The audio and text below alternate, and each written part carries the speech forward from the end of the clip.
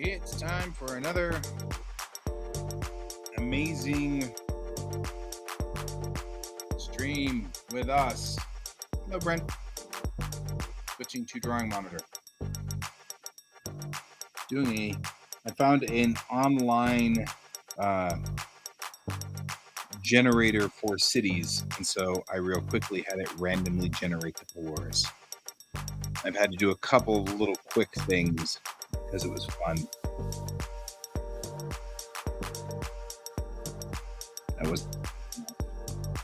Hello, Green Zombie. How are you today?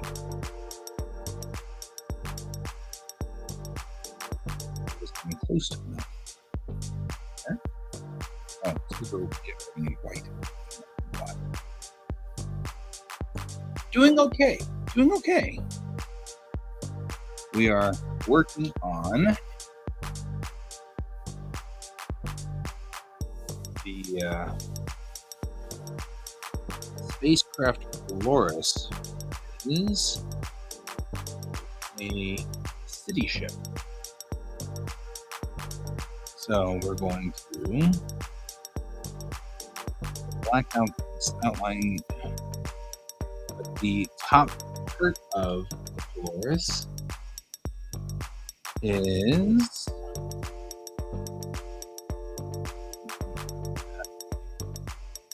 an actual city. And that way I can do this. Boy, the music's loud.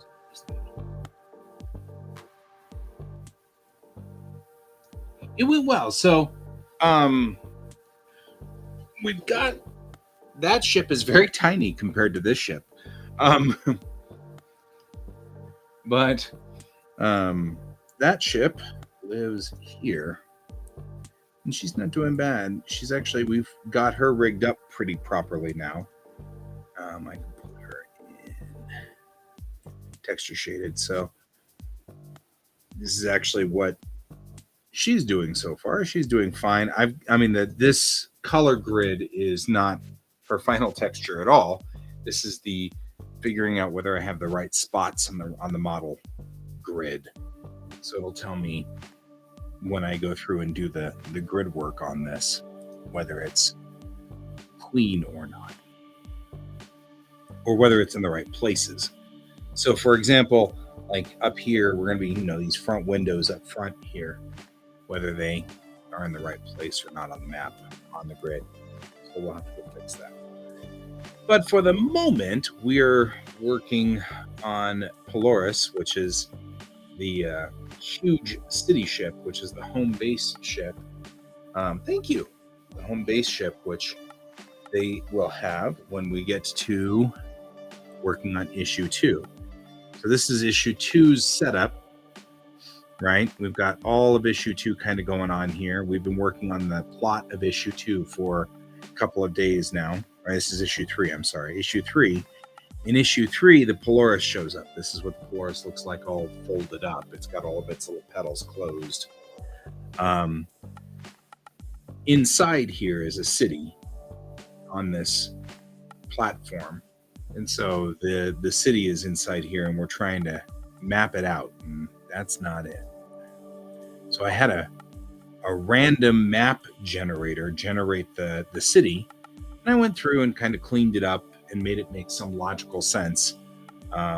In the center here are the center spires that go right through the top of the dome.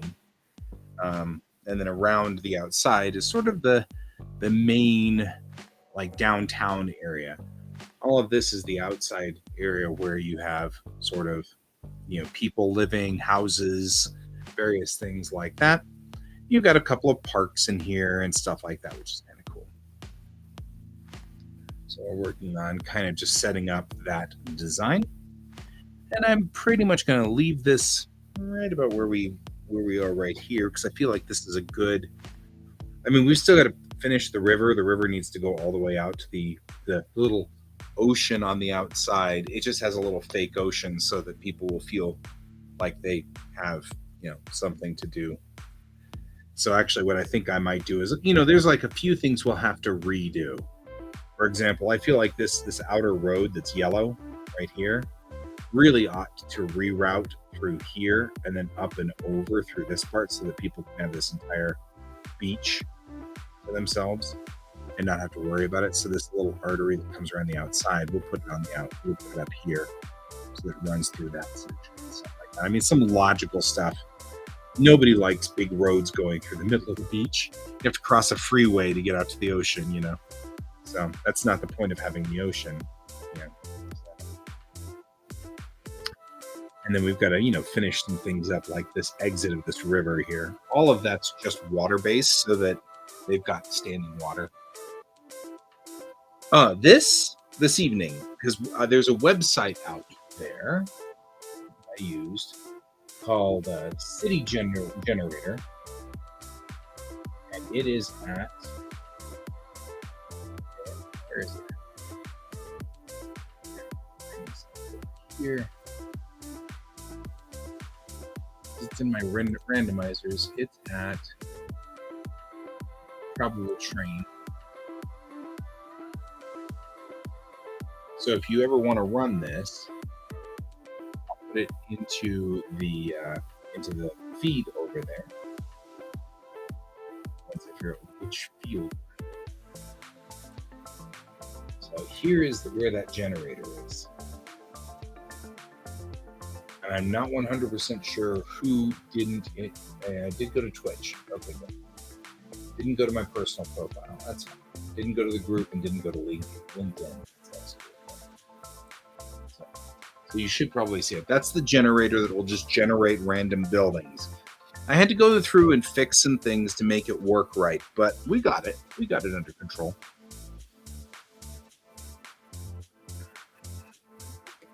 So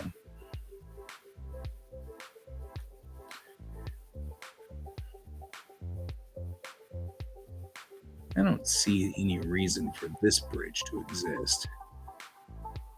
Right through here. I see a reason for this bridge to exist. Not here.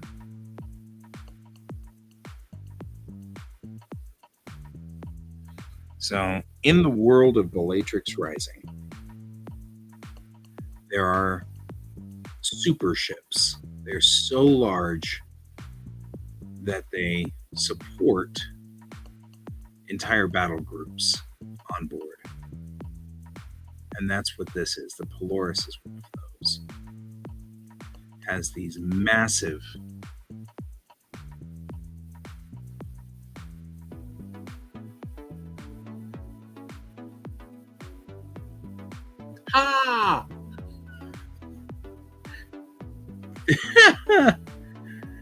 Did we really?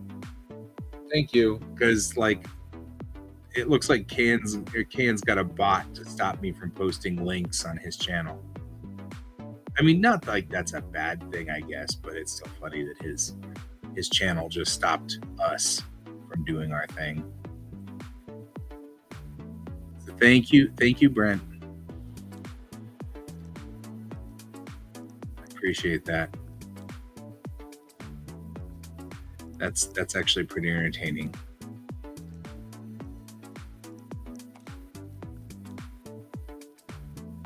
So we'll open this out to the ocean here, or the ocean thing.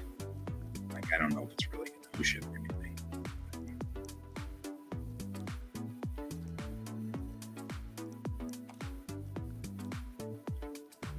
I feel like the radials can go across, but actually these, you can just drive to the, you know what, go somewhere else, man. You people.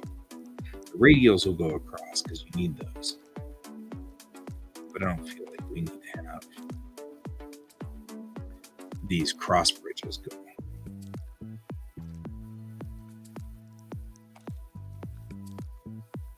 Yep, that's us. We're at Mountain Time, so we're at 10 p.m.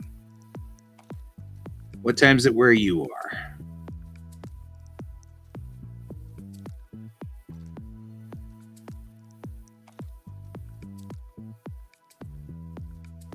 Where are you rolling in from? I feel like I've asked you where you've rolled in. Like, I've asked you before, and I'm sorry, I've forgotten.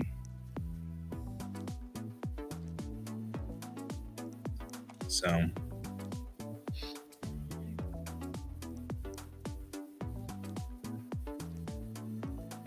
oh, you're coming in from the UK. That's right. I remember that.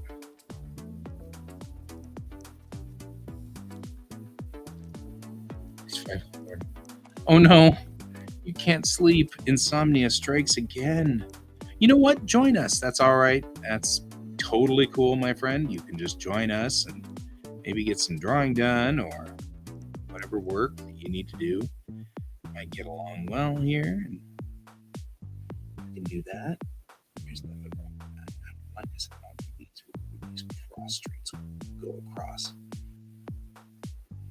I'm thinking about actually designs like the Thames, where it's like the bridges go across, but they only go across one way. So I feel like this city is dense and very, uh, very much like the older cities here and less like the younger cities on the planet. You know, you've been having problems for days, huh? That's sucky, man. Sorry. I actually totally understand. I get insomnia bouts too, and they're just so brutal.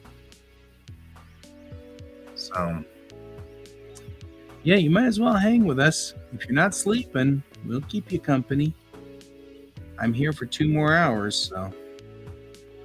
And at some point here, really soon, I'm going to start getting back to work on the plot of my story. Maybe you can help me out there. So, yeah, I have lots of insomnia issues. So I completely feel that. Buildings right here near the end of the water course as we come to this end here where we're getting close to the exit point.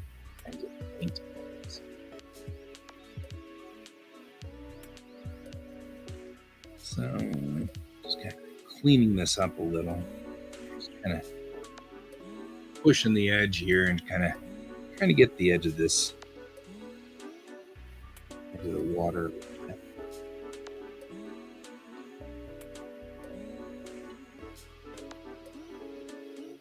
It was good. It was good. I mean, it was just a family.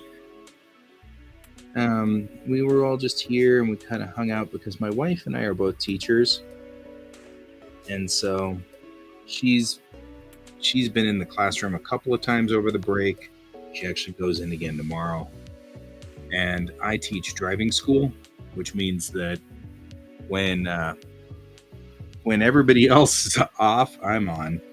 So whether I liked it or not, I was teaching driving school. So, but that's okay. I didn't teach on Christmas Day, which was cool.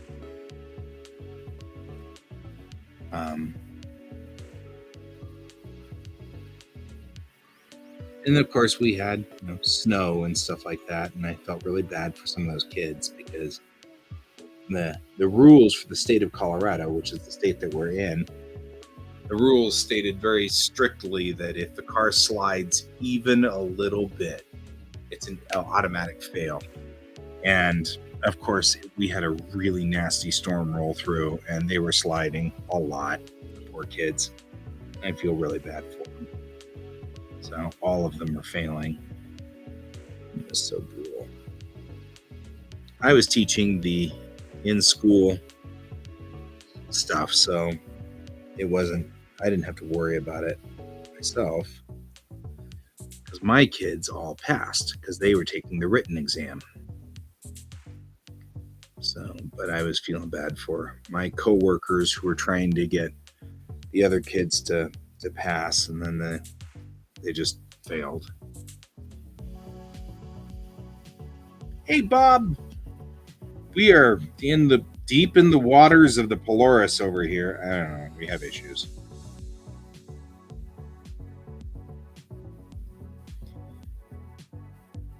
The Polaris is the city ship. of Bellatrix Rising. And so, yeah, it was pretty brutal, though. I was pretty sad for some of them. They seemed very crushed. And the worst part was that, like, the tester who was there, he was trying to get them to reschedule. He's like, you understand the state of Colorado requires that if you slip even a little bit, I have to fail you. It was so sad. And they're like, yeah, we don't have a choice. And oh no, I feel so bad. So I went in, and because I had the classroom in the back, and I went to the kids in the back, and I was like, okay, guys, when it comes time, and when it comes time for you guys to take your test, because it'll be a year from now, because they have to hold their provisional license for a year. I said, when it comes time, take your test. Remember, do not test on a snow day. I'm like, remember that. Don't test on a snow day. It's not worth it. You're just going to end up in horrible land, crying a lot. You'll feel so horrible. They were good kids. I had good kids. It was my second perfect. So the teachers kind of make jokes about perfect classes, where every kid passes, because you can always retake in the same day. And most kids pass just fine after the second pass. But, those kids with test anxiety or whatever, sometimes they'll really blow up the test real early. Well, they blow up the test the first time around. So they'll be taking the test the first time, and they get test anxiety, and they fail the test. And then on the second try, it's not so bad, and they do okay. So it's all right. It's not a problem. But every so often, you'll get a perfect class where everybody in the class passes on the first try. And that was this one for me. I had a perfect. That just reflects well on the teacher, because if I can get the kids to pass on the first try, I taught them everything, right? If they missed something, they weren't listening, or they weren't paying attention, or whatever. And so it's always exciting when I get a perfect, because the perfects mean that the kid was listening. All the kids were listening through the entire class. They stayed with me the entire time, and I didn't lose them. So that was kind of cool. I was all excited. That was a good thing. So I was all excited about my perfect. I was like, I got a perfect. Yay. They were also good kids. I had a brother and a sister, and sister was 17, the brother was 14 and 11 months. Means he's just barely old enough to take the test. And boy, she just pummeled him. It was very funny. She was punching him a lot. I mean, in a sisterly way, not in a mean way, but like the way that siblings always are. And it reminded me of me and my sister. It was very funny. So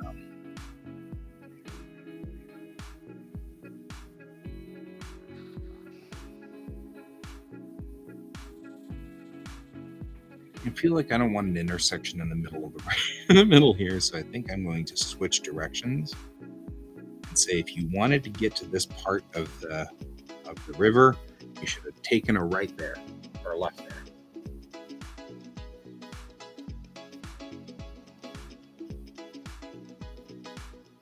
Yeah, the farm licenses. Woo, doggy.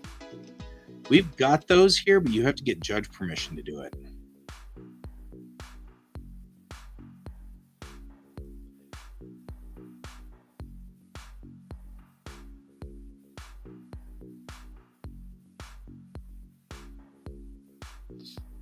So you can take a farm license here, but yeah, it's not easy.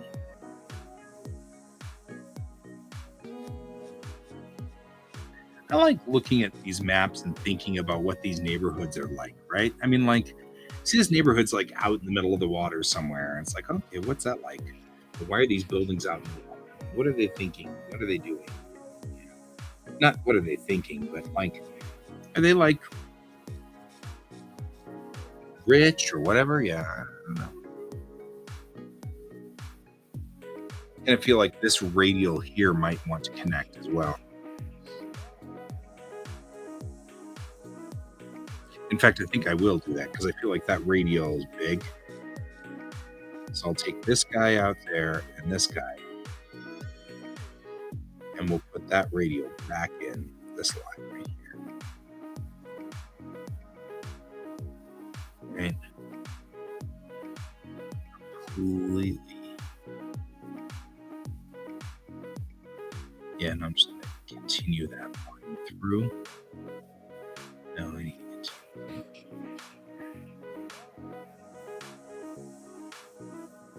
That might explain what's going on in this little cul-de-sac here. This is all raised, so that's all going to have to be. I mean, I actually kind of feel kind of like, I don't know. Now I'm not as comfortable with these houses. You just got bulldozed. I feel like this is Sim City right here, where you bulldoze all those cities. I'm sorry, guys.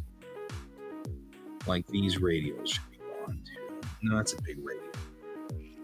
Puts an intersection right in the middle. Yeah, it puts an intersection right in the middle of the water. And I don't think we do that. I don't know. Maybe I guess it doesn't really matter. But it does seem kind of strange. Like we wouldn't do that a lot. I don't know.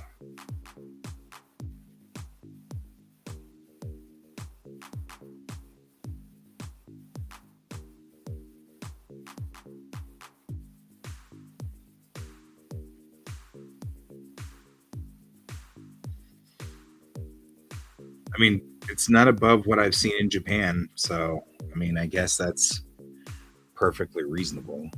It has happened in Japan where I've seen rivers, or where, in fact, Japan has so little room that one of the things they did was build a freeway over the main river through the middle of Tokyo. The wildest thing. It's so cool. It's like you've got the river underneath it, and you've got the freeway deck like this, and then exits coming off of it like that. It's so cool. Scary, but cool. Because I mean, this is Tokyo, so yeah, we're talking about a city that normally has earthquakes. So I'm like, well, that's a thing. I never drove on it, but I did walk under it a couple of times. I wasn't gutsy enough to drive on it. I was like, yeah, I'm not messing with that. I know this. This place got earthquakes, man. Not messing with earthquake land. There we go. We'll just clean that up. Make these guys go around their corners there.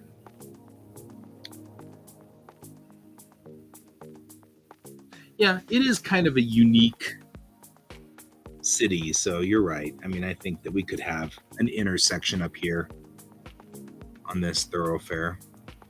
I also don't think that, I don't think that there's probably vehicles per se on here. I would assume 500 years from now, it's not going to be just cars hanging out up here. I mean, you are transported around on, transport things of some sort or another that probably look like cars, but probably won't be necessarily cars.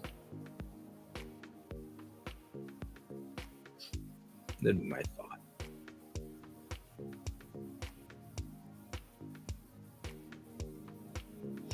It's gravity control, man. And it doesn't rotate.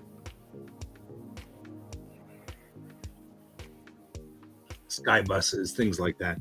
I think they'd keep things out of the sky, though. Isn't that a lot of flying things? Yeah, this is so here, I'll show you what this looks like. What does she look like? Let's talk about this. The Polaris is a big monster ship.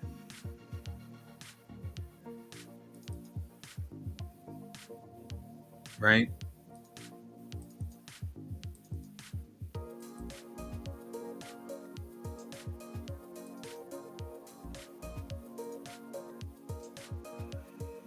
That's what the Polaris looks like.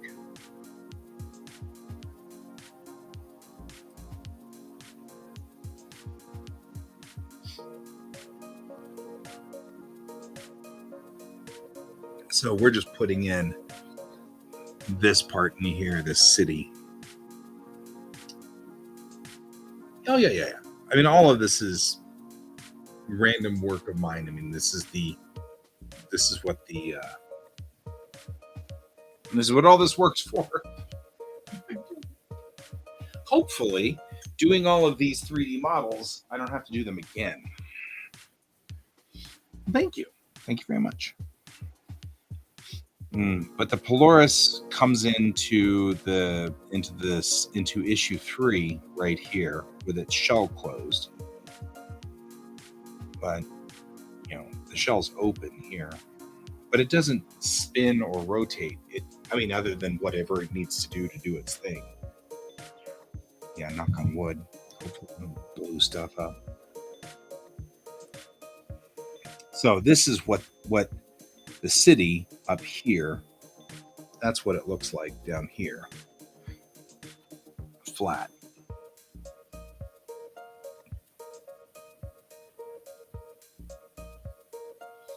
So anyway, moving right along through here. I don't know. We've got all that cleared out now. I feel like that's pretty good. I don't want to spend too much time on this. I see that there's water underneath the random generator is not perfect. And so I can see that there's water through these neighborhoods through here. And I've either got to decide whether they are no longer water and water just starts here in mid-city, or whether I'm going to erase all of these to put water on the other side. And I think I like the other plan, or the first plan better, where I just go through and just do this. Let's bring up the area scaling down to 1.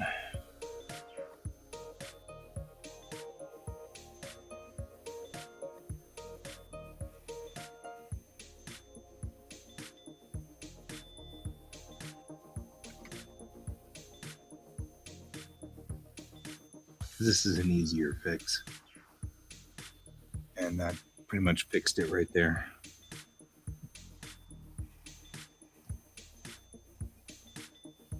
Okay. Go back to bed, Green Zombie. We'll see you around. We'll be here. We're here every morning for you at 5. But we'll also be here every evening at 6 p.m. So you can meet us on either side. At least until I go back to school and teach for a run. So that only lasts for a little bit. So you're good. Sleep well, my friend. Sleep well. I hope you get some good sleep. All right. I think I'm pretty good with some of this mess through here. Probably gonna board that off and board that road off right there. And just put stuff into the water here like so. I like things in the water.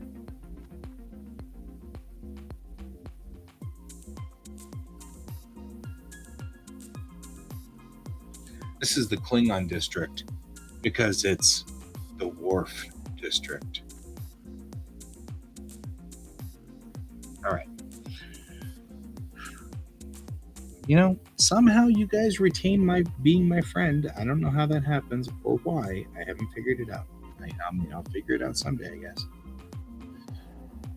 This entire district, really, no. All right, moving through here. Clear this up right through this section right here.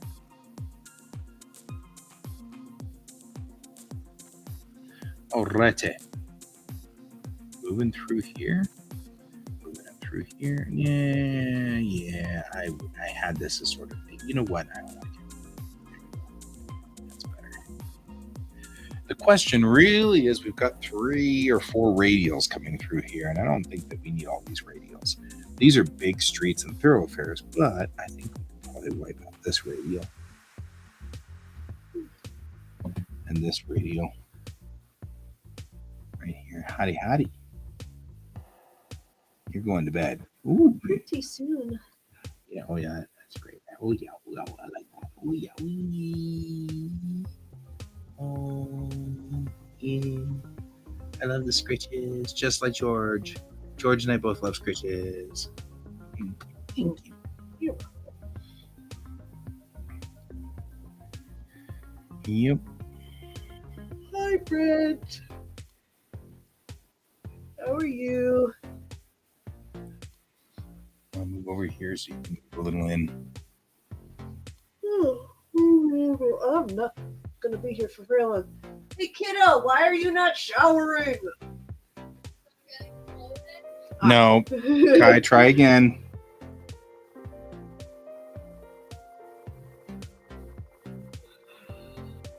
Well, I'm gonna go start getting ready for bed. Go get bed. I will see you later. Good night, says Brent.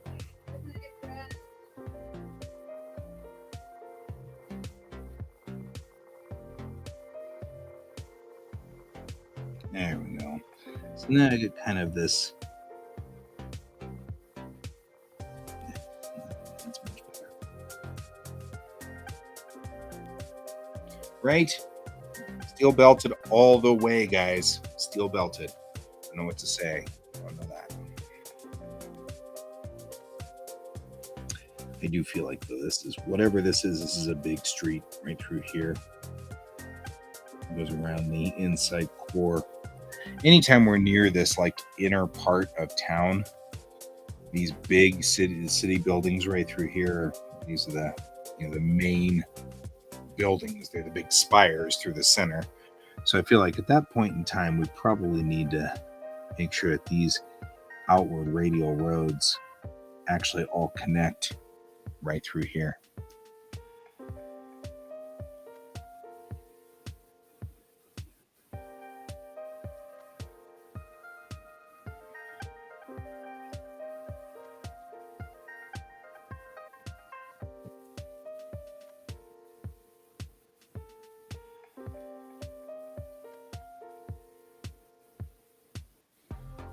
There. Yeah, not the truth. Party time with the studs and chains.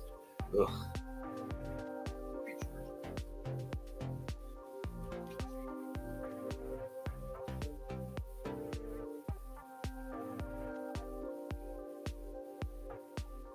George is in the house.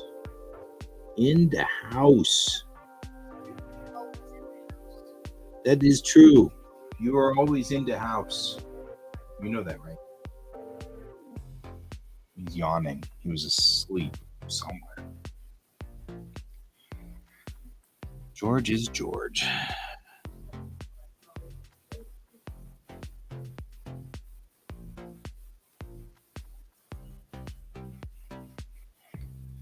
Everything is vulcanized. So it was interesting. I was watching Star Trek 2 tonight, and I realized that there is no Vulcan word for perfect.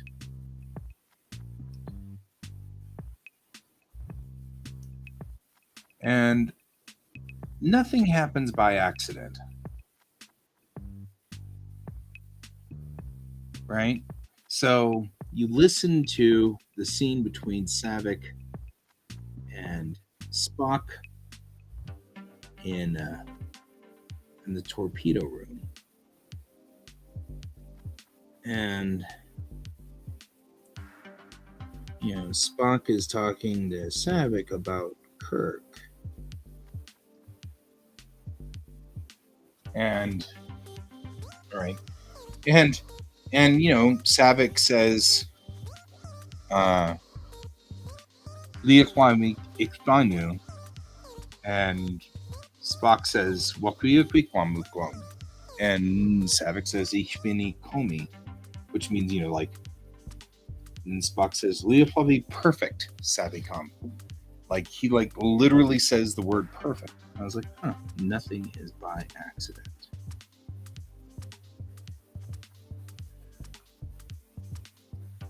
I'm sure we will hear more Vulcan now that we've got all of the stuff that's going on in Strange New Worlds.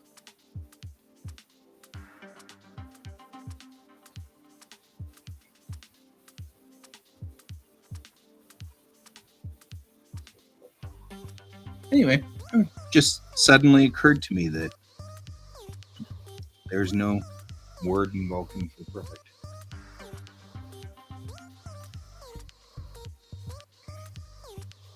Chocolate.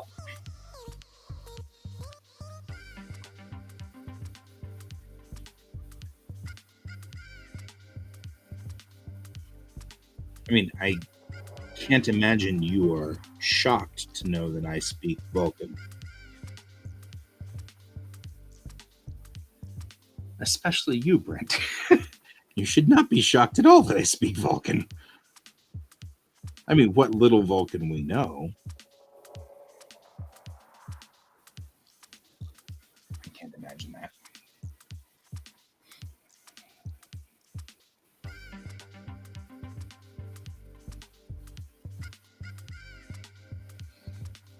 All right.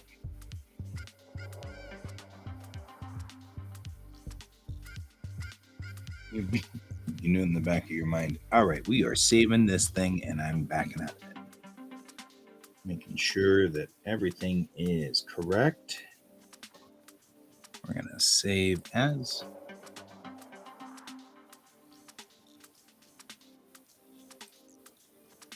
Again.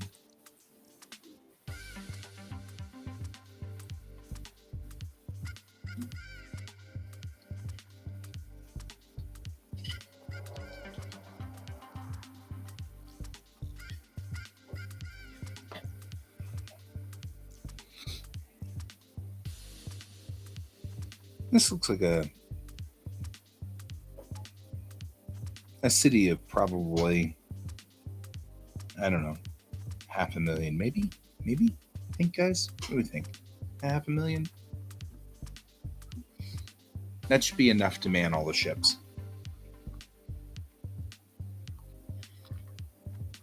And have a small eco structure going on where you've got, places to watch,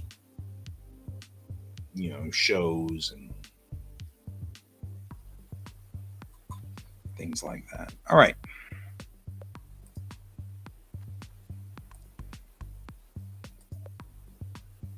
I'll close that. Shower happened. Were there any other jobs you needed to make sure the kiddo does? Right, Marco Cron. No, I mean just make sure. Did we get his? Did we get the other kids? Okay. And I can put those away now. I just would wait. Right.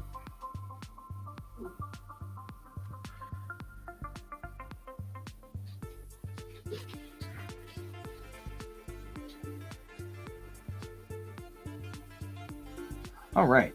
I'm not in any hurry. I'm not setting. That's fine. I mean, I think the only hurry I'm in is to get on the show tomorrow morning too, so that'd be fine. So I have this map program thing that I figured out, but I don't think I want to mess with it tonight. It was fun, but I'm not going to mess with it. Okay. So Bob, you missed a flurry of story construction this morning. We went through a lot of stories. So let me explain the story that we've got so far. Your long overdue next task. So coming out of episode 1, we've got the cliffhanger was that the girl that they picked up spoke fluent English, like fluent 21st century English, which was very strange because they were like, so, this is an important thing to note as well. We need to make sure while we're on issue 2.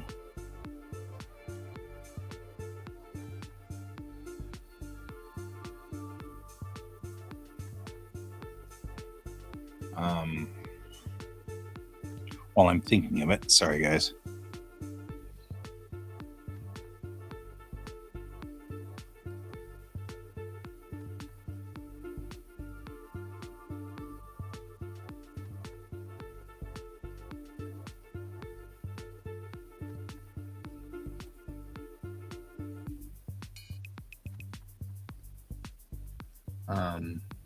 There we go. I want to make sure I say that before I forget it. All right, so here we go. She comes.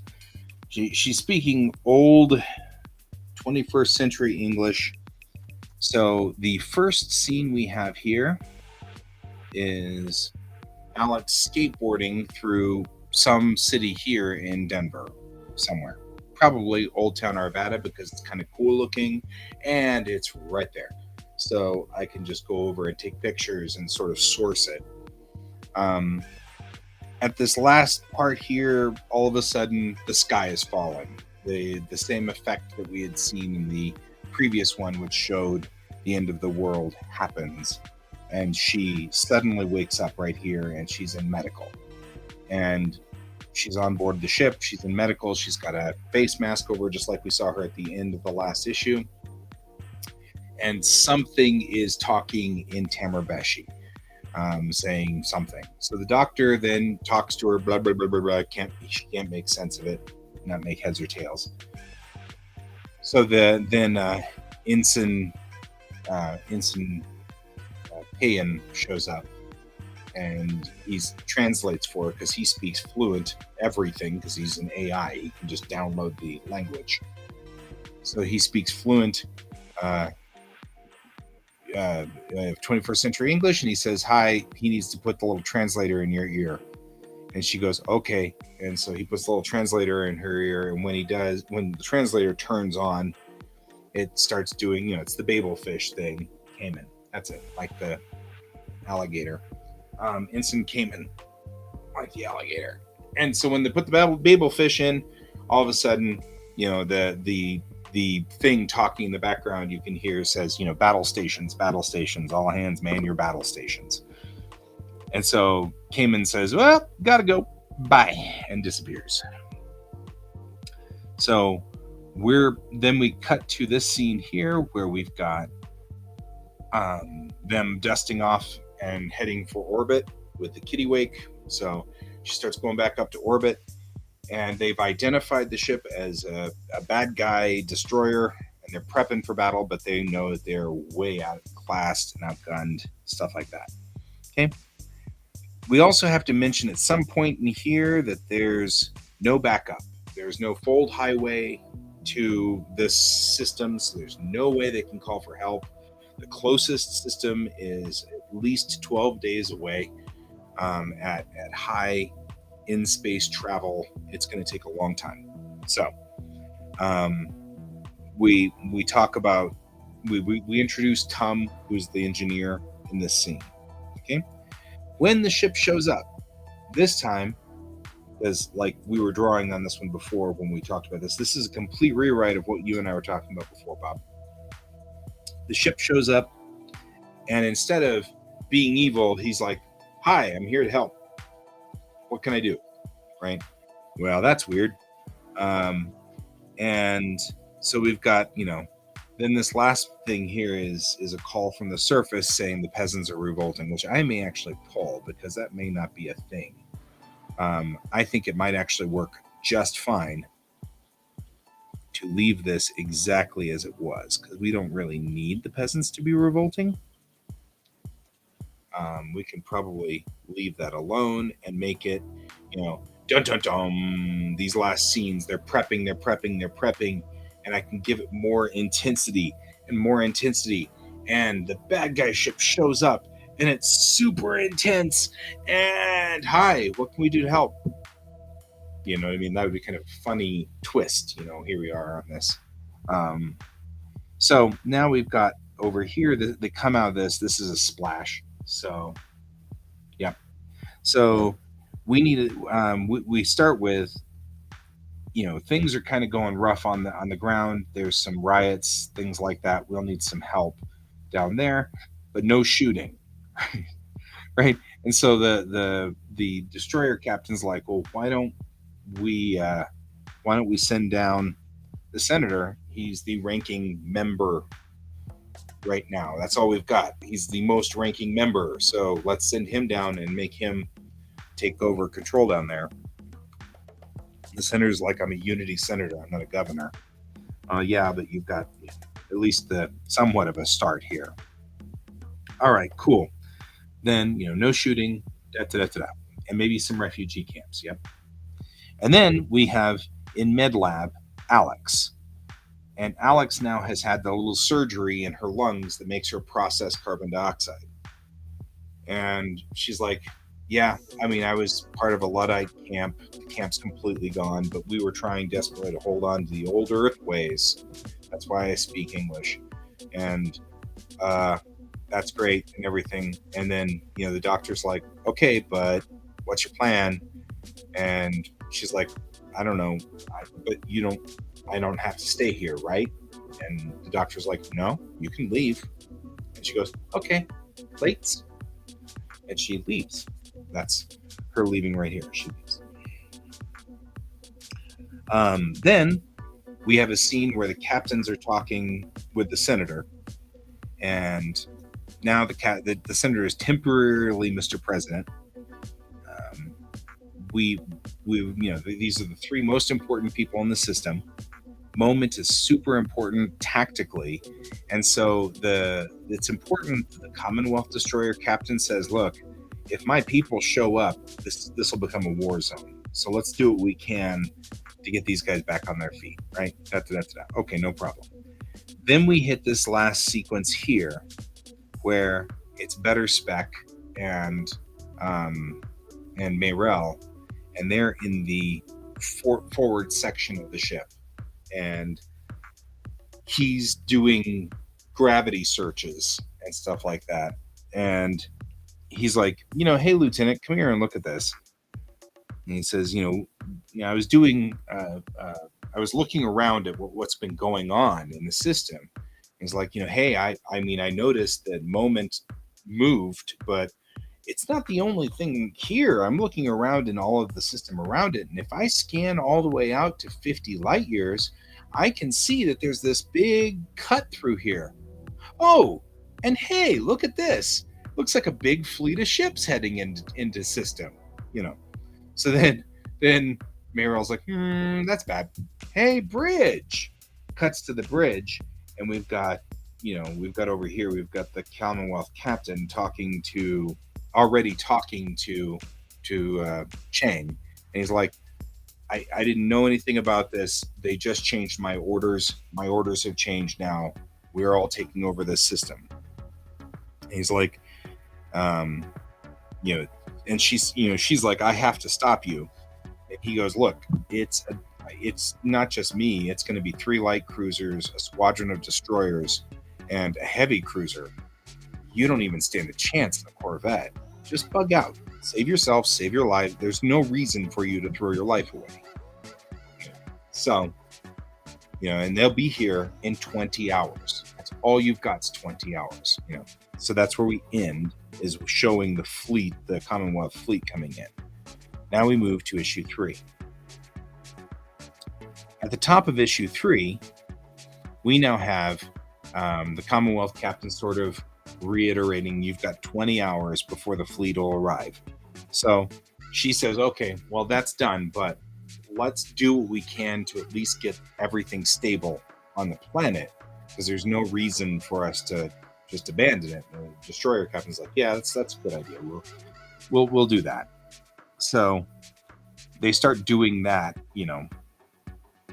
and then we see Chang later on. She's in bed. She can't sleep. She gets up, gets some coffee.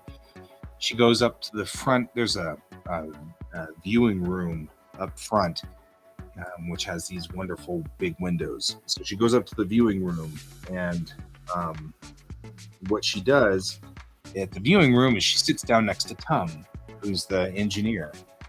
And Tom's just been sitting there doing whatever work he's doing. He just likes this view. It's a great view. It's a great place to be, right? So starts talking to Tom in this scene. And she's like, what can we do? There's nothing we can do. We are completely outgunned. And he was like, well, I guess we could, destroy the planet. And she's like, no, we're not destroying the planet. He's like, well, I mean, I can't think of any other way to sabotage it. But I mean, Moment is a big deal. And what could we possibly do? And she starts to think about this.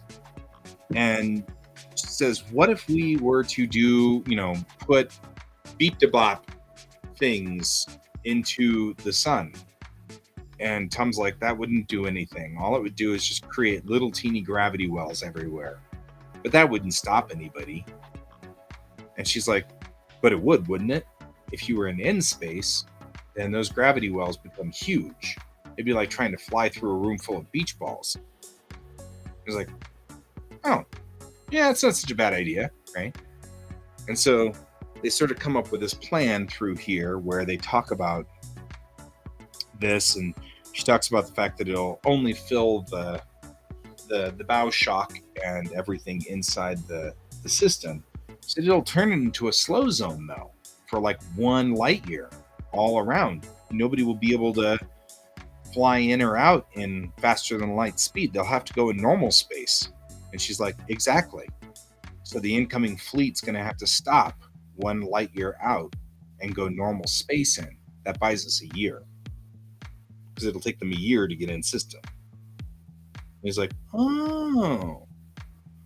And she's like, and it doesn't really permanently damage anything. I mean, it'll take a year to fly in and out of Moment every time from now on, but that's not a big deal. And hopefully, I mean, we did send a distress signal. Hopefully in time, the Unity will come get us and everybody will be in here. And that's a thing. So that's where that ends. And then she's like, we have to ask the senator whether he's okay with it.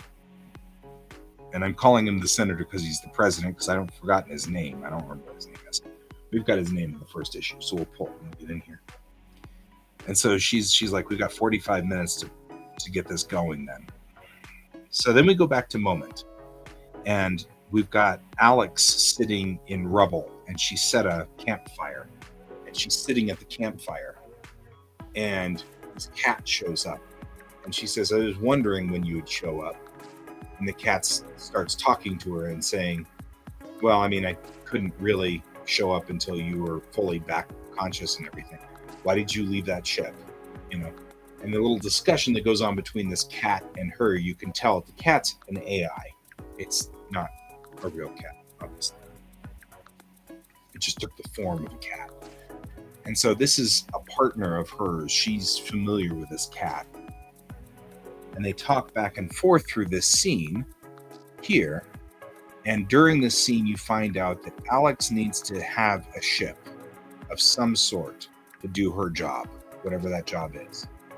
So she goes through this talk with the cat about trying to take over a ship. And the cat was like, you had one right there, and you didn't take it. She's like, I don't want to take over a ship. And she was like, well, what if we just did it the other direction? What if we made friends and then asked for help? He's like, that'll never work, sort of thing. But then this last scene ends with the cat saying, that the captain of the Unity ship is going to foul the entire system and make it so that there's no way ships can fly in and out. Right? We'll be trapped here for a year. And are you ready to be trapped here for a year? Or do you want to do something about it?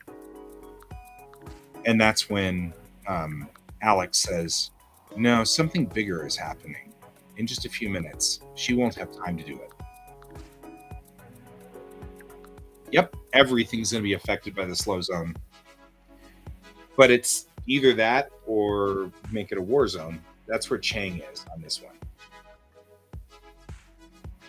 But it's a good idea. I mean, it's a good catch. I appreciate the catch, Bob. She's at sort of scorched earth. That's kind of why I wanted Tum to say we could blow up the planet, you know, so you can kind of see that they're kind of at a desperation point. There's not much else they can do with one Corvette versus an entire fleet of well, not a fleet because it's really only it's a half a fleet, but a whole bunch of bad guy ships. They don't have a lot of room they can go through on this one. So they've got a lot to think through on that one. But then so back onto this, yeah, it's a task force. There you go, task force. The task force will be stuck in the slow zone. The relief force will be stuck in the slow zone. But at least then it's sort of an equalizing situation. But she also said that, I mean, we also set it up where, you know, where in this graphic that we've got here, and that's why I designed it, the slow zone will be by the bow shock of the star going out in a cone. So, because the star is pushing through the solar winds, and when it does, it'll foul the area, but it's going to foul it in a zone. And she said we just lucked out that the task force is coming in the lee of this, so they'll be stuck in the slow zone longer. So, right, it's going to be more obvious to the distant observers. So there's a good chance that the Unity will come in on the front of the slow zone at the bow shock.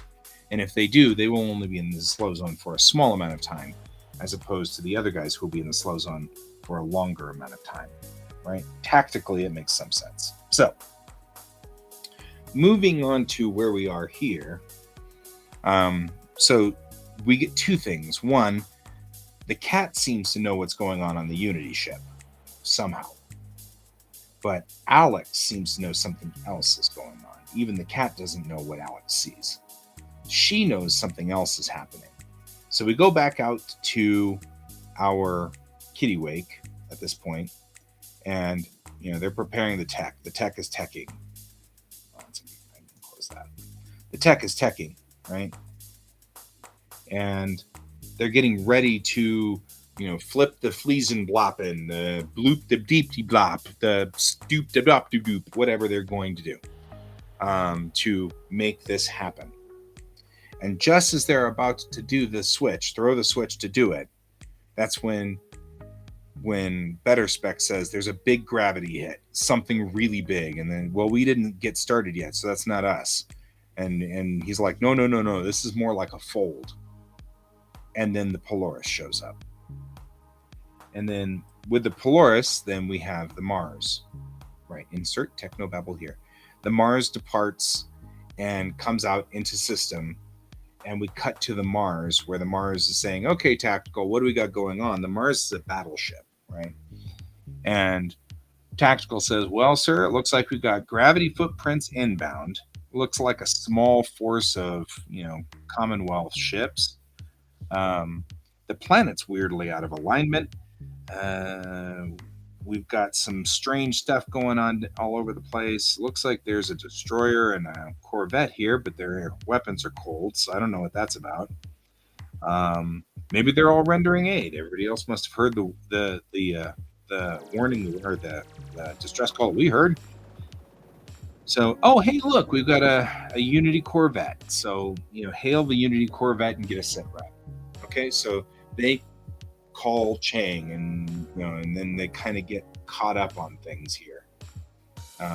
But first, they have to warn off or not warn off, but since they didn't know something bad was happening, they just knew something, or they didn't know that there this intense thing was coming in.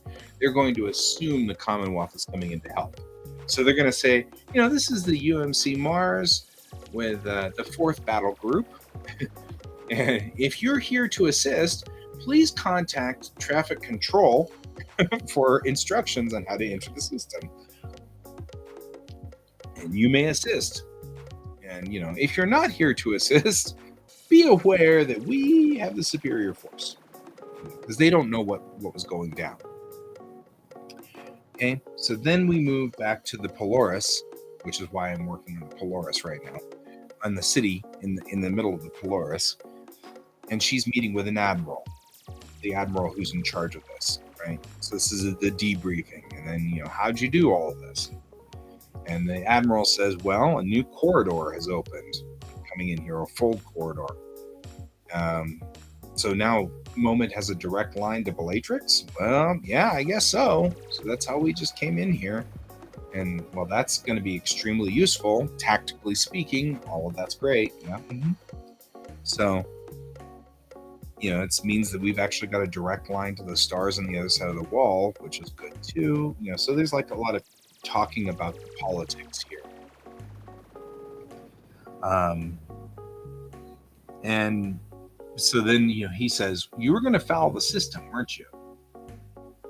Yeah, right? Looks like the Kittiwake. Some little Corvette. What's it doing out here? And it's probably on mission, coming through here. Yeah. So, yeah. So, he was like, you were going to foul the system, weren't you? And she was like, yeah, I'm sorry about that. And he's like, no, that's a very tactically good idea.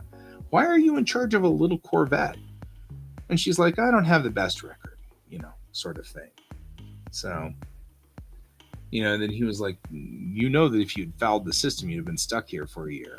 And she's like, well, maybe I wanted to stay on Moment, for a minute there. Maybe I actually thought settling down, a little farmhouse in a bunch of rubble in a destroyed city in a post-apocalyptic world sounded kind of good,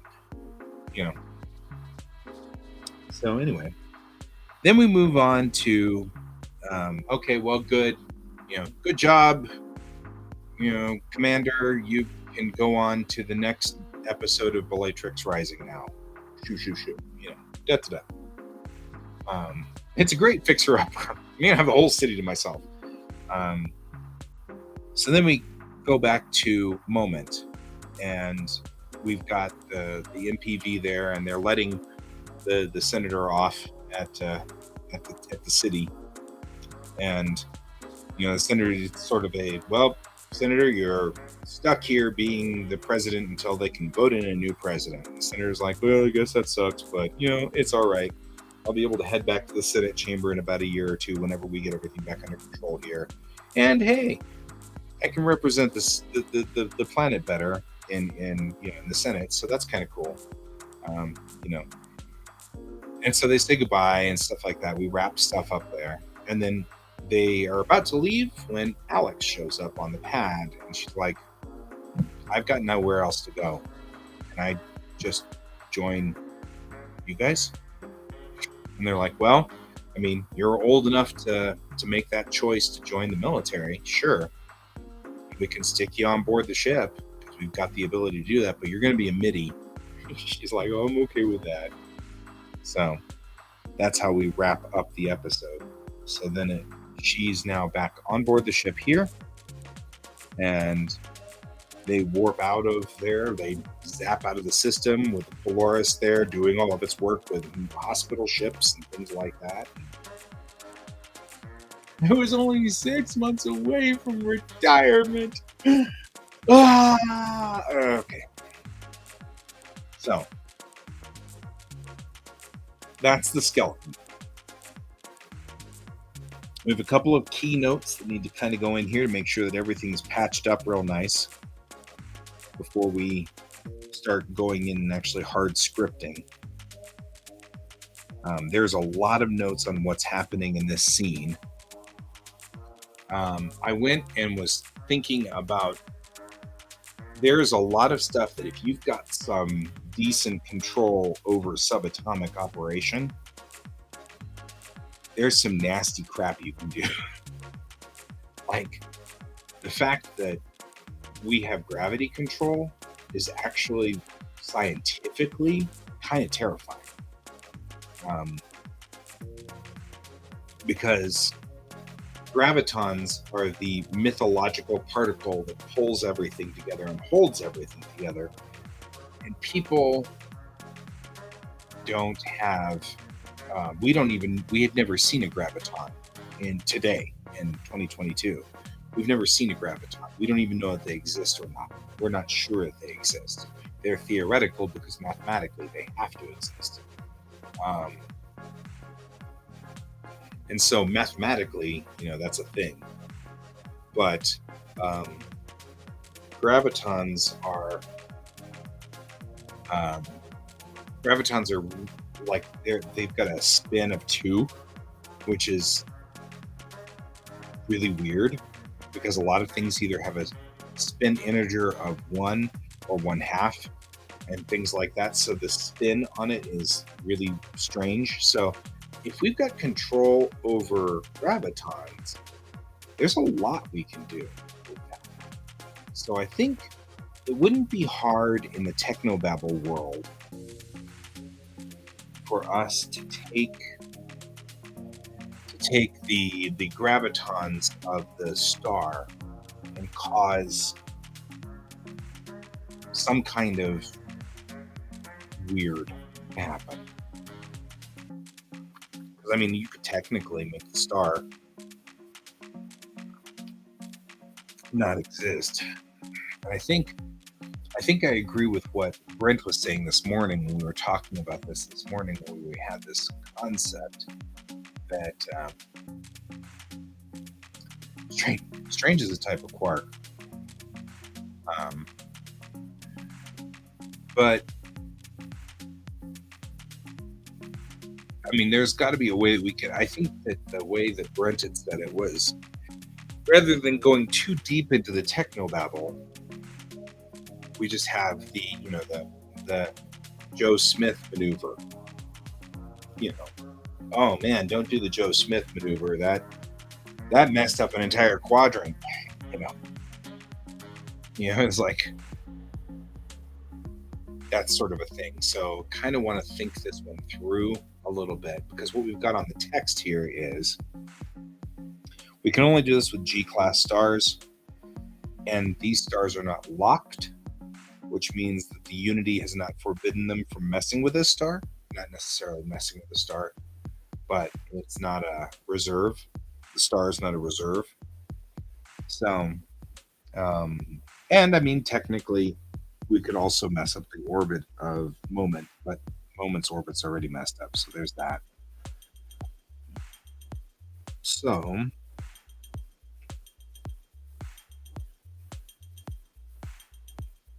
the Pegasus Protocol. Are you calling it the Pegasus Protocol because of the episode of the Pegasus? Or are you picking that up because of something else? Trying not to be too on the nose with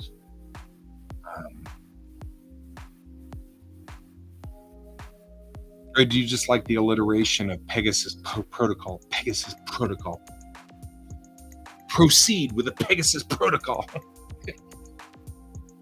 Prepare the Pegasus Protocol. Prepare to proceed with the Pegasus Protocol. I'm just wondering. It's got some good alliteration. Some solid. Oh. Is that because they did something similar in Stargate Atlantis?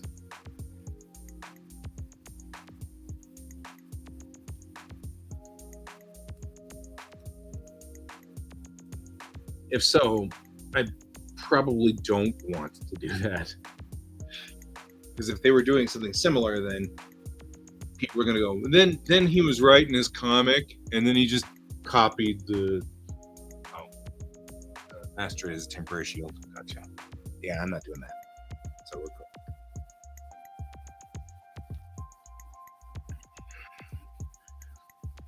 cool. Okay.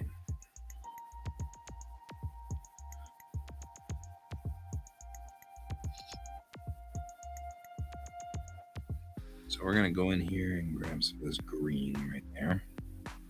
So I could write in here. And Alex by campfire. Z's cat.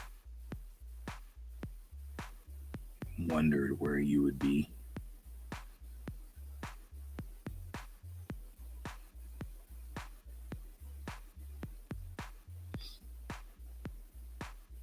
What side am I on here?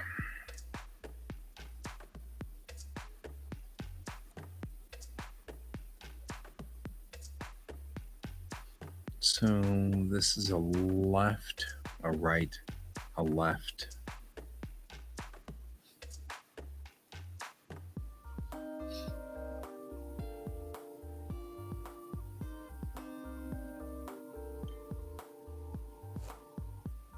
Yes.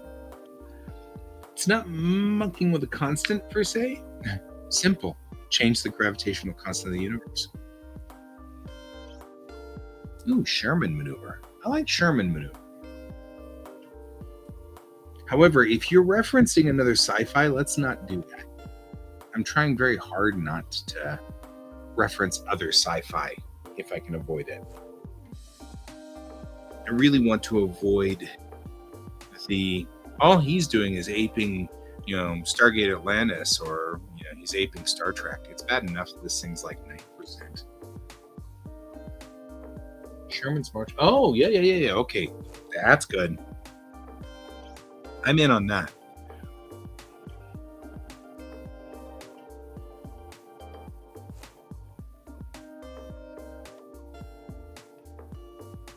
I'll go with that.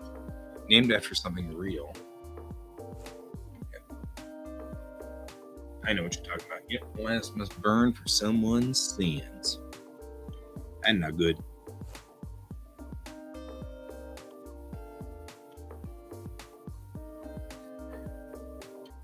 Yeah. No, that's cool. That's cool because, in fact, I like Atlanta must burn for someone's sins sort of thing. I like even bringing in.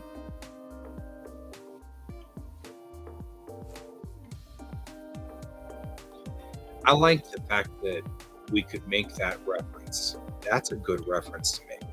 So Tom could say we could blow up the planet, and she could say what? Atlanta must burn for someone's sins, like that, like showing that she has history. She knows her history, right? I mean, I like that because that's a good way to show that she studies and she looks into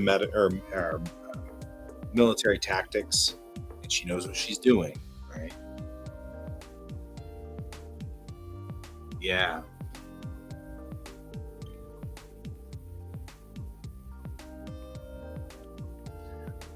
Yeah, except that I kind of like the idea of her referring to the scorched earth policy of dropping bombs on the planet.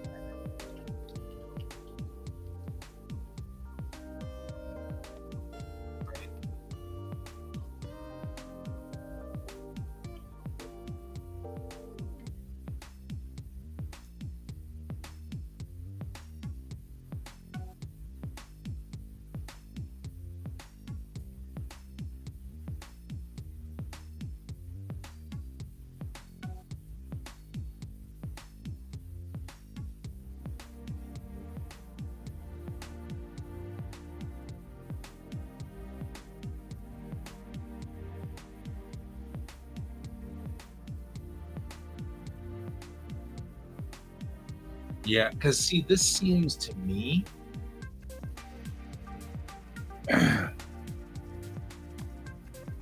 yeah, but it's a real world thing. I'm okay with that.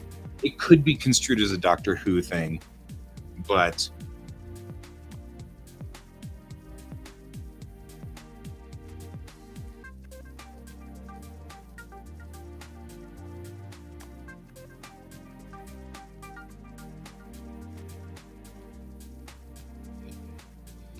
we're going to. Well, and I mean, like, I think that would be sure.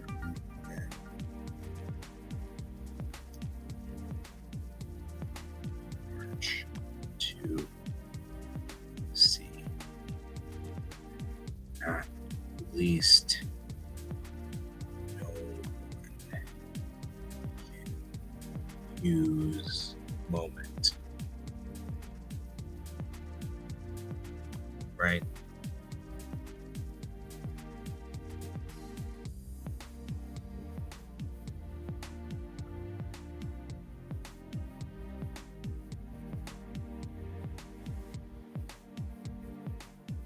Well, okay, so I'm taking what you're saying, Brent, and I'm going a different direction. That's okay. Well, I mean, I guess I don't know why I said that, but because I agree with what you're saying, but I think that that's what Tum's suggesting. Tum's suggesting to do that.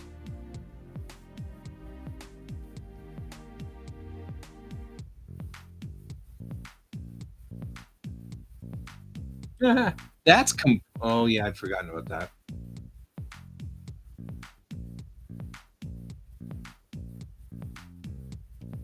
I wonder if I subconsciously put that into the story.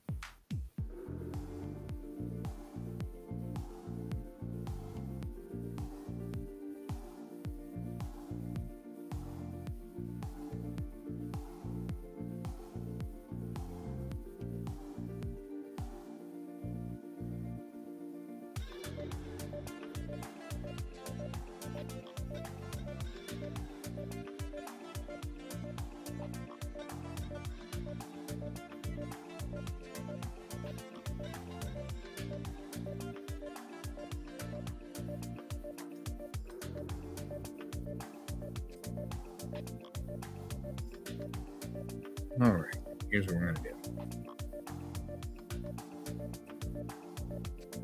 Take these notes, put them up here.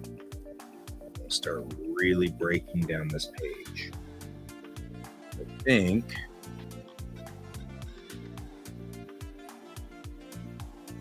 what we've got is this.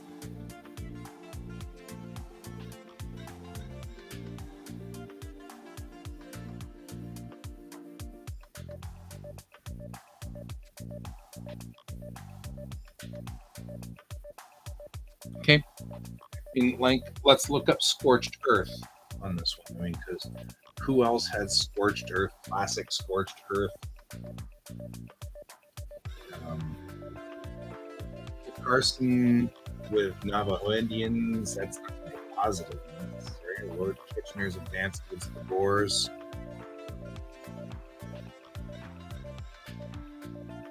Um, Stalin, initial Soviet retreat by Stalin in World War II, the Nazi retreat on the Eastern Front. I hate to say this, but the one that's the most positive, because I don't want.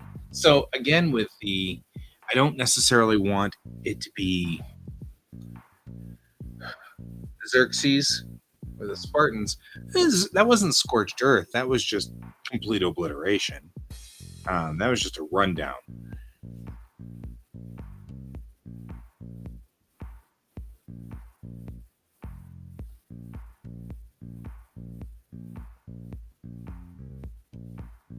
Right? So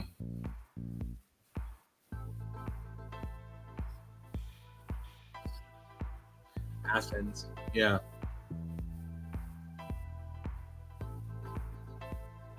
Right.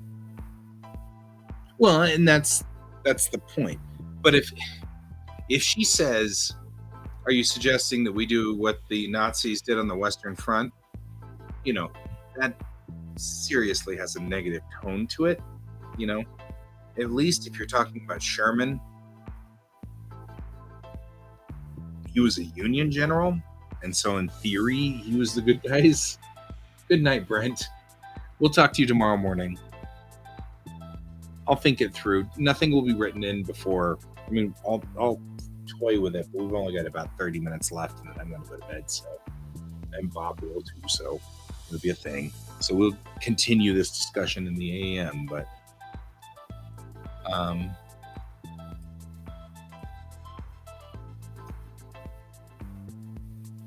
because I'm looking at some of the noted ones.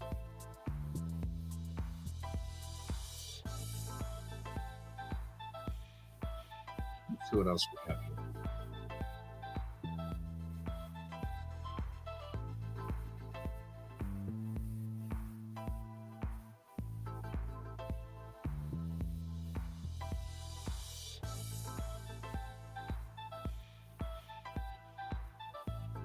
The Romans. during the Gallic Wars.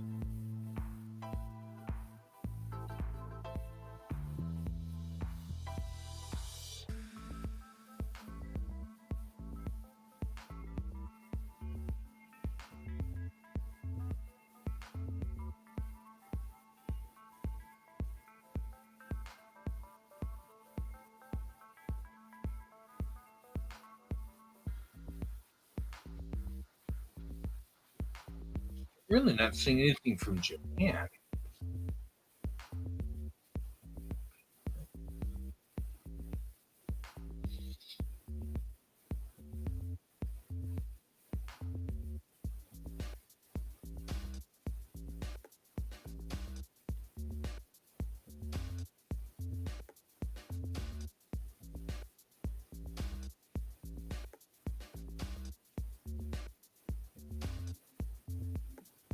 Hmm.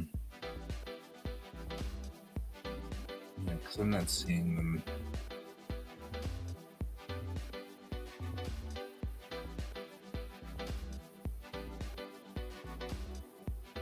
I'm not seeing Japanese tactics on this. I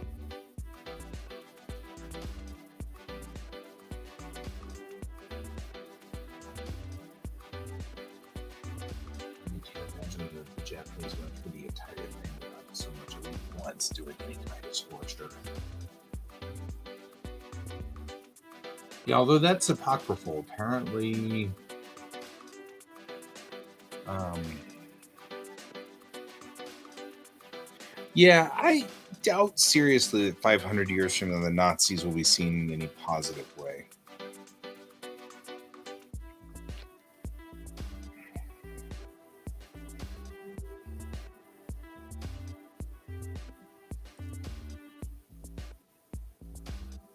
I also hate to say this, but I think if anybody has a very clear view of the past, it would be military personnel, at least the tacticians, because you don't want to mess that stuff up. So I feel like you won't end up accidentally screwing up your memory. It's like, like our records of Sun Tzu are pretty straight. Our records of Miyamoto Musashi, those are pretty accurate. And scholars go back and make sure that they get all the nuance in there, because the tactics were brilliant of those, specifically those two. I can think of others, but thinking of specifically like Sun Tzu and Miyamoto Musashi, you've got their tactics were so elegant and so lovely that the military continues to come back to those guys, and they are 500 years ago. So I feel like the military would be very straight up about these tactics. I also feel like, though, like, no matter which way you look at it, I think that we also might want to move away from, in this culture, if you remember it, you revere it, which is something that we do today. If I were to say, Hitler's attack on blah, blah, blah was a brilliant maneuver, people today kind of go, wait, do you then support Hitler? No, I don't support Hitler at all. It was just a brilliant maneuver. Well, you just said he did a cool thing. You like him, right? Yeah. Sure. Things will get lost over time, but it's still, especially tactics, I feel like those things don't get lost. Roman tactics are still employed today, even though the technology is different and the machinery is different, and the how we do it is different, but we still use. Yeah, they'd be following, Rommel and things like that. We tend to discuss the tacticians who are involved, But what I'm trying to kind of say is we conflate in our society today understanding with agreeing. Like I can sit there and say, I understand what Osama bin Laden was doing. I understand, what the Taliban is doing. And people will get mad at me as if I'm condoning what they're doing. And that's a completely different thing. But tactically seeing what's happening out there, I will understand what tactic happened here. I will understand why they were motivated to do this. Um, Even though I don't agree with their concept or their result or why they got to that position. And I feel like we conflate that in our society really quickly, because then what happens is people are forbidden from trying to understand the logic or trying to understand why we got to that position. And I feel like that's devastating. Right? Right. Using Hirohito instead of Yamamoto is a great example of conflating and getting things kind of concerned. But I mean, that's the thing that bothers me. When we talk about the Middle East, that's a specific one that I mean, I can understand why both sides are mad. I get why both sides are mad. I understand why the Arabs are mad. I understand why the Israelis are mad. And both of them have a very logical grievance.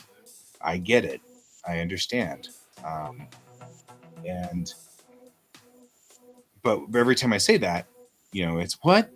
Do you agree with the Arabs? No, I don't agree with either side. I don't agree with the Israelis. I don't agree with the Arabs. I think that both of them have an issue. The Palestinians, the Israelis, they've got an issue, and they've got to figure out how to work around it.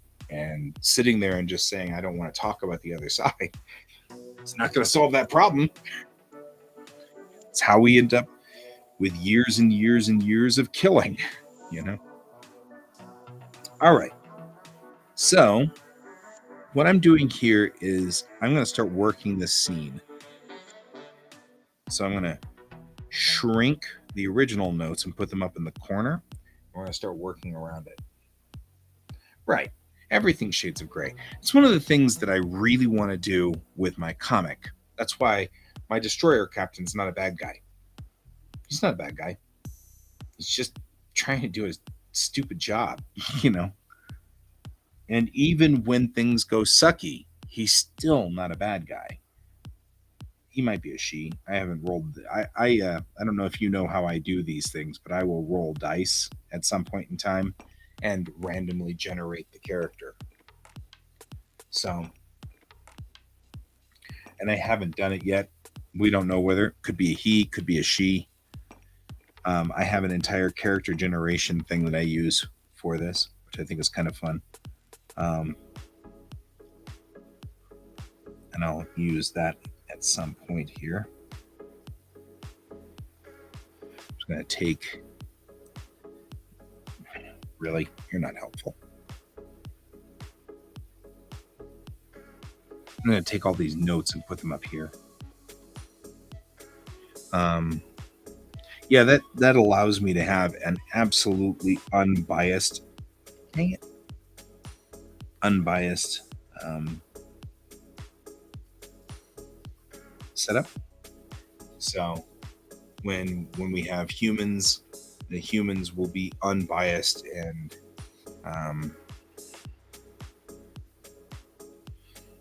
they won't be limited, or I don't even know what race this guy is. He could be anything. So we haven't even declared his race. I will have a weight on Commonwealth. Commonwealth is biased towards humans, so there aren't that many other aliens. They were started as a human off branch of we're not going to hang out in the galaxy and be part of the Federation.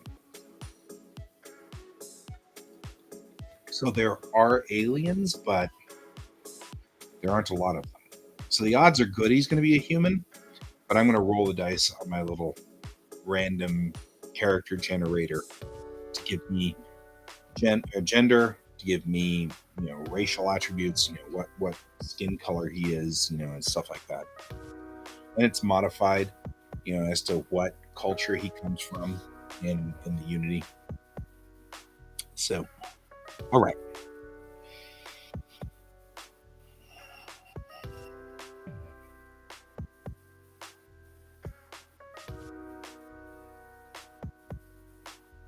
Yeah. Well, the non-human characters are a little different because they follow their own reproductive gender. Really, honestly, Tamabeshi doesn't have pronouns because it's just too complicated. It's just screwed up. Humans have two genders, but like the Chakrana have three, and um, the Najor are asexual, so they have one. So yeah, it gets to the point where it's like it's just stupid at this point in time. It's like nobody understands, nobody knows. AIs can be whatever they want. They can be male today and female tomorrow if they want, or they could be a Shakrana, or they can be, you know what I mean? Like, so there's already, it's not, it's pointless. It gets to the point where gendering people is completely pointless. Um, right. The only reason they're called humans is because we just don't have anything better to do.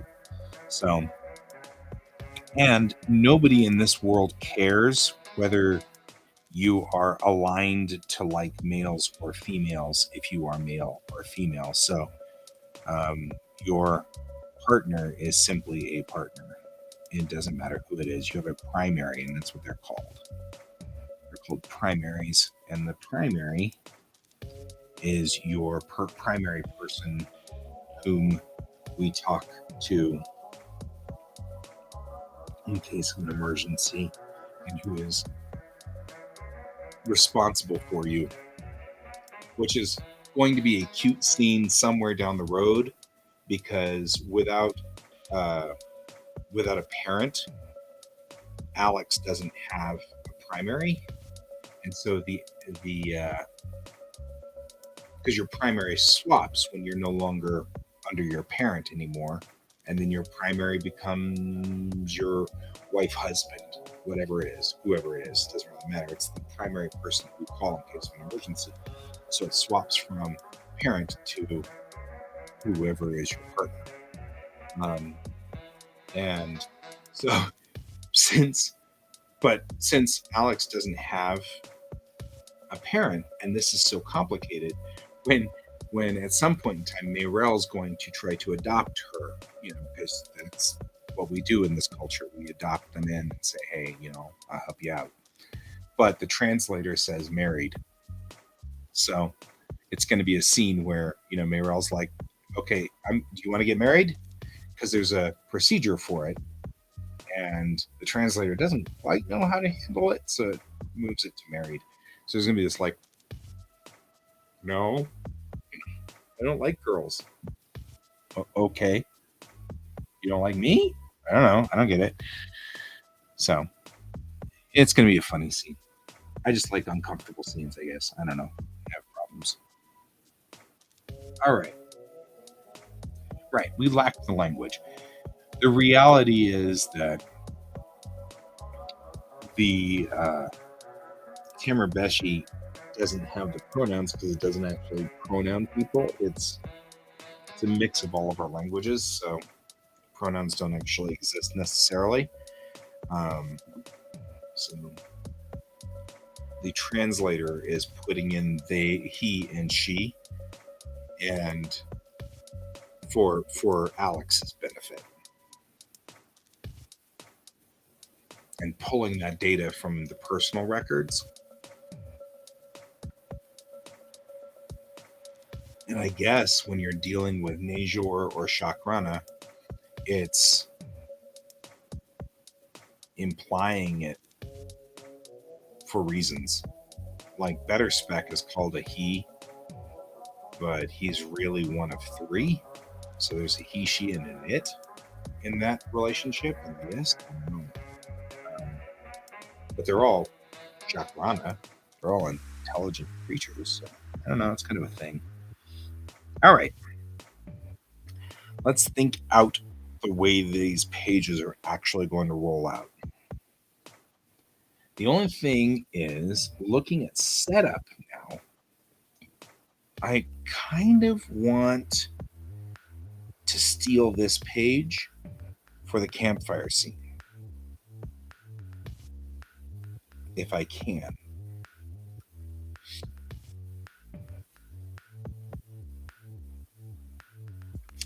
And you're asking yourself, why? Why would you want to do that? Well, when I look over here and I have these LR, this tells me whether it's a left page or a right page.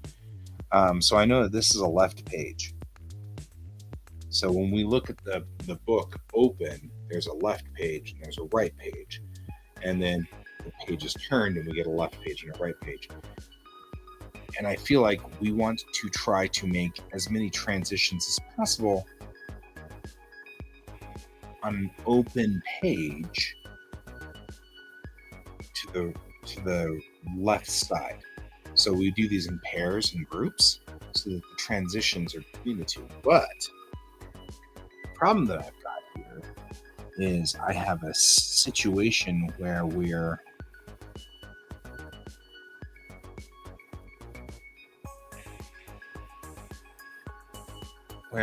where she's bringing up the cat. She's talking to the cat.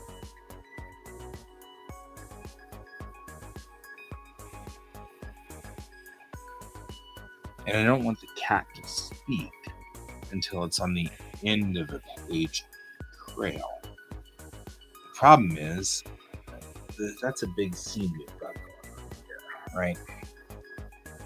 So all of these start on a right. This starts on a right, and we have a left, right, left, right. These are pairs. So this is a spread right here. And this is a spread. We've got a lot of talking going on. So I feel like no matter which way we put it, we're going to need 6 pages to explain this plot idea. So we need to... Yeah, they're having... So, yeah, but I kind of like... I mean, I'm seeing the scene in my head. And we have Alex sitting there, fire, right? She's sitting at the fire. She's kind of hunched down because, she's a teenager. So teenagers hunch down. She's hunched down. She looks dejected, as all teenagers do. Right? So she's dejected. She's throwing things in the fire. Whatever. And then she looks over, and then we see this cat, right? And then she's like, I wondered where you were, and the cat comes out and then just sits at the campfire with her. And she's like, what? You know what I mean? Like, I kind of like the idea that this entire thing is like for like this page. Well, I don't know. It could be just a page and a half. Actually, that's not bad. That could be it right there. And then at the end of this page, the cat goes, well, I'm going to say something now. You know what I mean? So you're like watching going, oh, it's a cute cat. Oh, she has a cat. I got it. Because I kind of like the bait and switch there. You know what I mean? It gives a little bit of an interesting tension. So I think what we want is... That's what we want to do. We want to be here.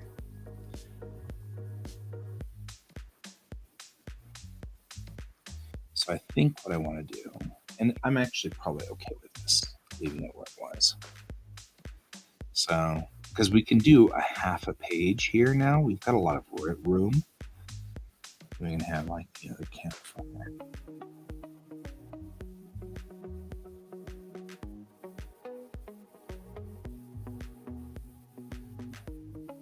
We have Alex being here.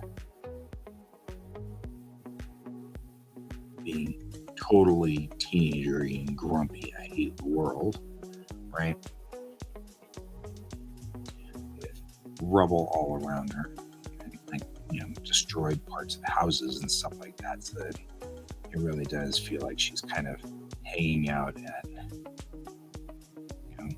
no man's land. And maybe in the background we can kind of see the rubble of buildings and stuff like that as the sun goes down. Oh, something on your mind. I like that.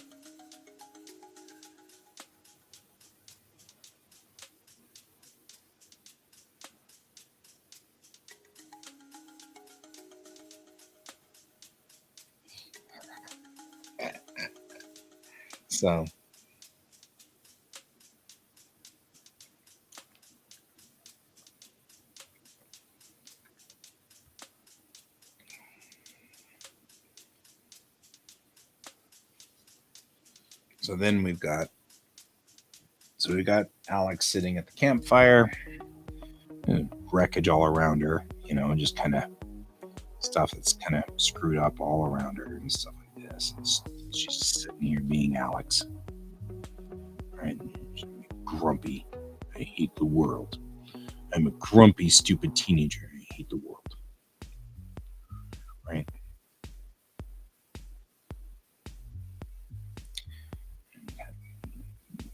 Like that.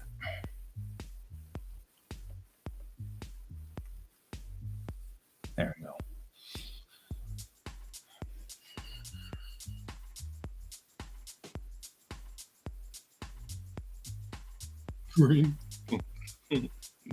That left a mark.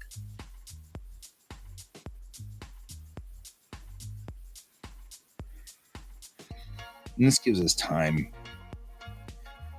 We've got time to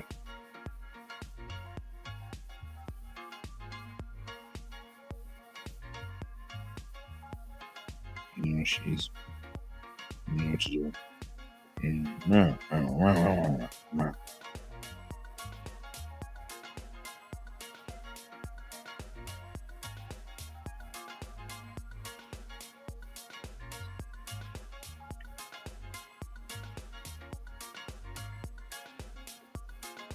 We even have like she throws a rock at the fire.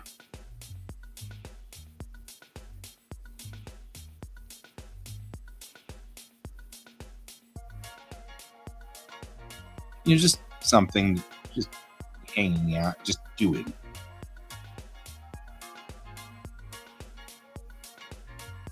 Then we have her look up. Huh? Right.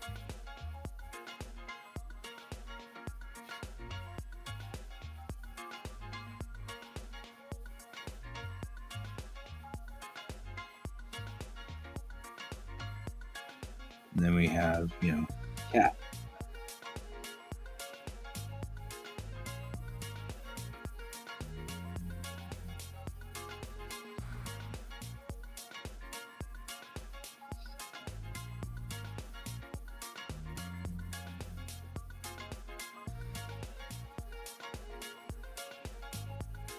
Cat.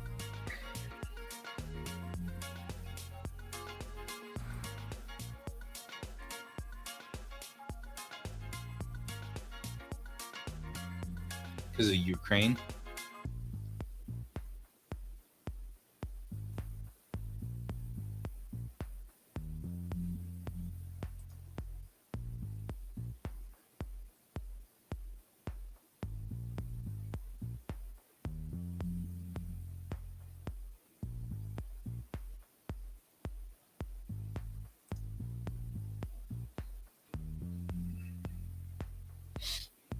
I mean, are we referring to where Chernobyl is? Isn't that Pripyat? Like out in that zone? That's an exclusion zone.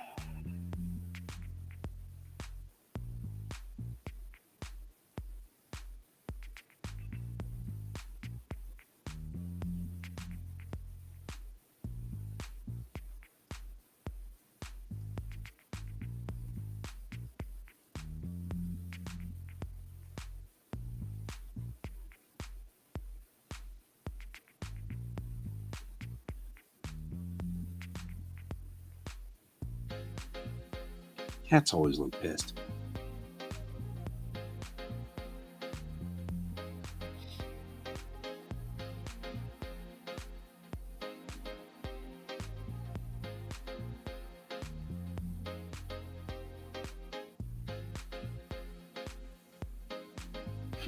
Now she looks pissed. I wondered. You'd be there.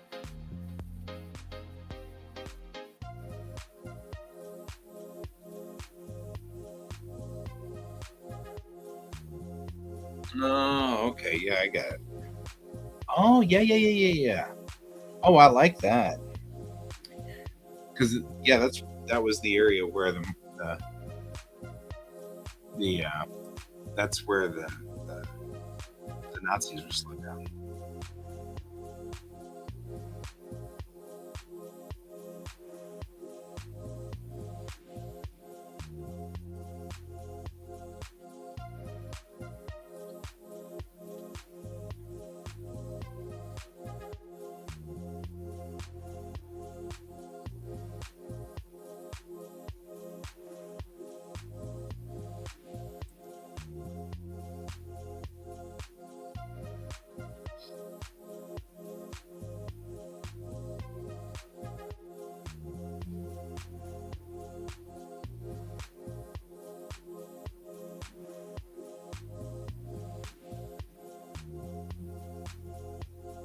Ooh, we have to be careful though. Looking it up though, the thing about that is that was also where the Germans wiped out a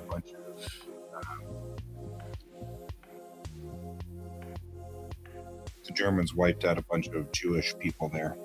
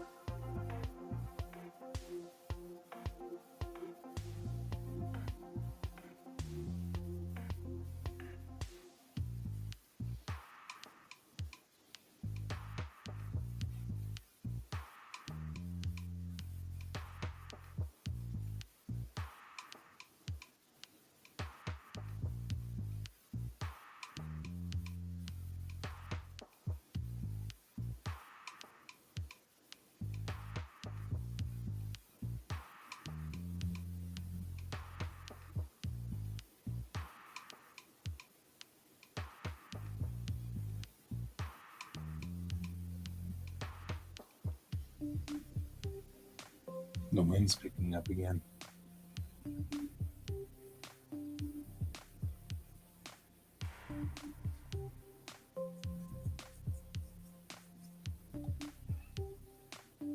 This may not be what we want as a line, but we'll go with it for right now.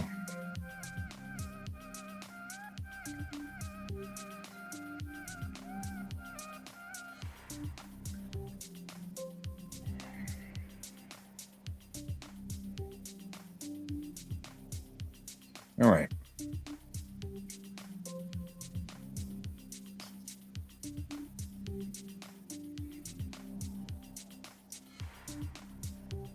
That still gives us 2 panels to work through this.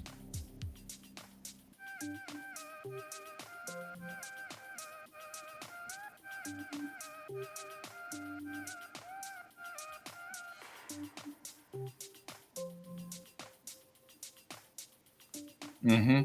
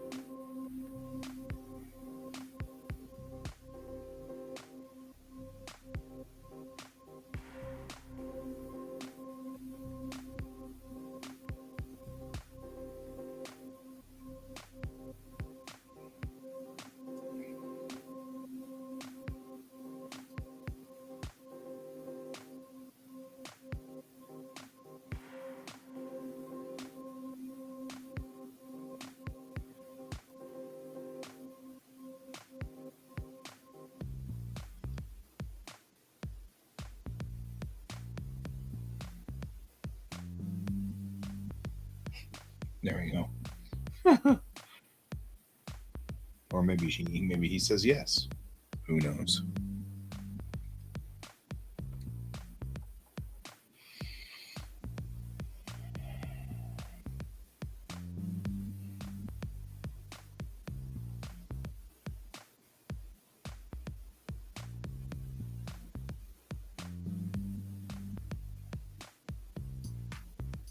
I'll put Pripyat up here too.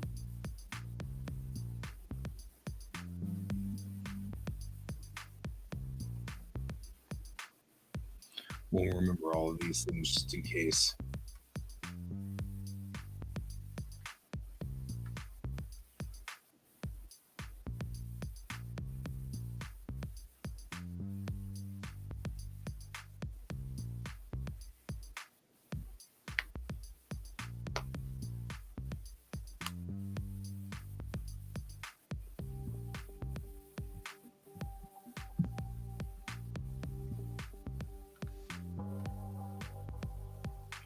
All right.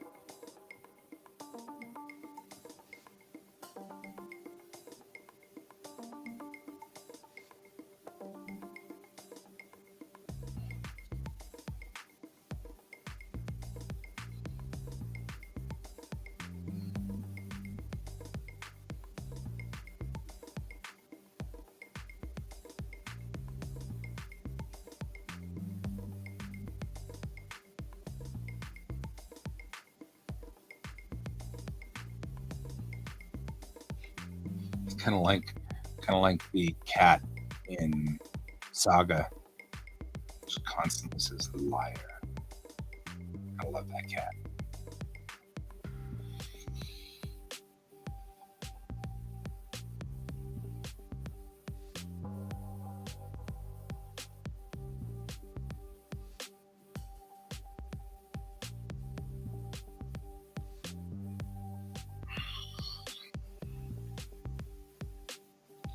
Well, I'm at the end of my proverbial rope at this point on this one because I'm kind of running out of steam. I'm tired. I'm getting tireder. So I think it's about time for you to head for bed, and I will head for bed, and all will be good, and we will end up figuring out what we're doing tomorrow.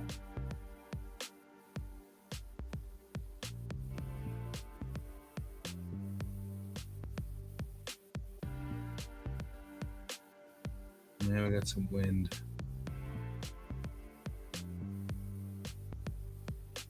Right now it's time. And that's time for us to have super, super deep conversations because of this.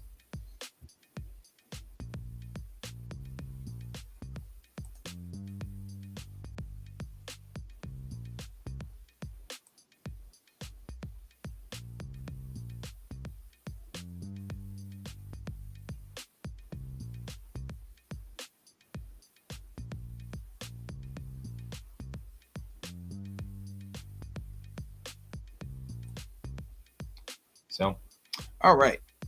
Well, I'm heading out of here, Bob. I'll see you in the morning. If you're here, feel free to join me if you wish. I know we haven't discussed AI overlords. I did have an interesting discussion or an interesting thought about AIs and the way they interact in the story. So at some point, one time, we'll have to discuss that, but not now. I love the fact that my hair it's at that stage where it's not staying down. So I've got the Einsteinian effect going. It's awesome. It's all good. I am going to be OOH, and so are you. I'll see you all on the morrow. Until then, as always, keep your eyes on the stars. Good night.